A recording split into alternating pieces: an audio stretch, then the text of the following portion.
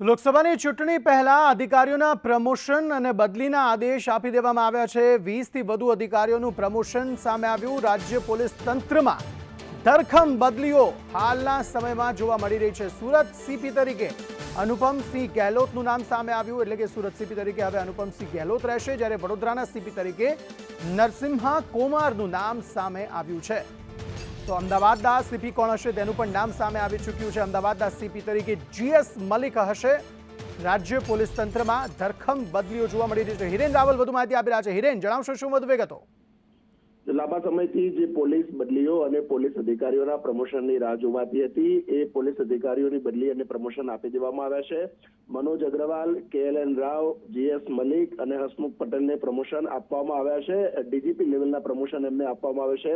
આ ઉપરાંત નરસિમ્હા કોમર કે જેઓ એડીજીપી પોલીસ એડમિનમાં કામ કરતા હતા, તેમને વડોદરા પોલીસ કમિશનર તરીકે બદલી કરવામાં આવી છે। અનુપમસિંહ ગેહલોત કે જેઓ વડોદરા પોલીસ કમિશનર હતા, એમને સુરત પોલીસ કમિશનર તરીકે બદલી આપવામાં આવી છે। બ્રજેશકુમાર ઝા કે જેઓ જેસીપી સેક્ટર 2 અમદાવાદની અંદર હતા, એમને પ્રમોશન સાથે સેક્ટર 2 અમદાવાદ ફરીથી સ્પેશિયલ કમિશનર તરીકે નિયુક્તિ આપવામાં આવી છે। વાંગબાર ઝમીર કે જેઓ જેસીપી સેક્ટર 1 સુરત સિટીમાં હતા, એમને પણ ત્યાં સ્પેશિયલ કમિશનર તરીકે નિયુક્તિ આપવામાં આવી છે તે પોસ્ટ ઉપર। અજય ચૌધરી અમદાવાદમાં જેસીપી સ્પેશિયલ બ્રાન્ચની અંદર હતા, એમને પણ સ્પેશિયલ બ્રાન્ચ અમદાવાદ સિટીની અંદર, પરંતુ તેમને પ્રમોશન સાથે ત્યાં મૂકવામાં આવ્યા છે। આ ઉપરાંત અભય ચુડાસમા કે જેઓ કરાઈ એકેડેમીમાં હતા, સાઇડ લાઇન ઉપર હતા, એમને કરાઈ એકેડેમીની જે જગ્યા છે એ પ્રમોશન સાથે તેમને ત્યાં પોસ્ટિંગ ફરીથી આપવામાં આવ્યું છે। એસજી ત્રિવેદી એટલે કે સુભાષ ત્રિવેદી સીઆઈડી ક્રાઇમમાં તેઓ ફરજ બજાવે છે, તેમને પણ પ્રમોશન આપવામાં આવ્યું છે। જે આર મોથાલિયા વડોદરા રેન્જમાં હતા, અને માફ કરશો બોર્ડર રેન્જ ઉપર હતા, તેમની બદલી કરવામાં આવી હતી અને એમને ફરીથી અમદાવાદ રેન્જના આઈજી તરીકે મૂકવામાં આવ્યા છે।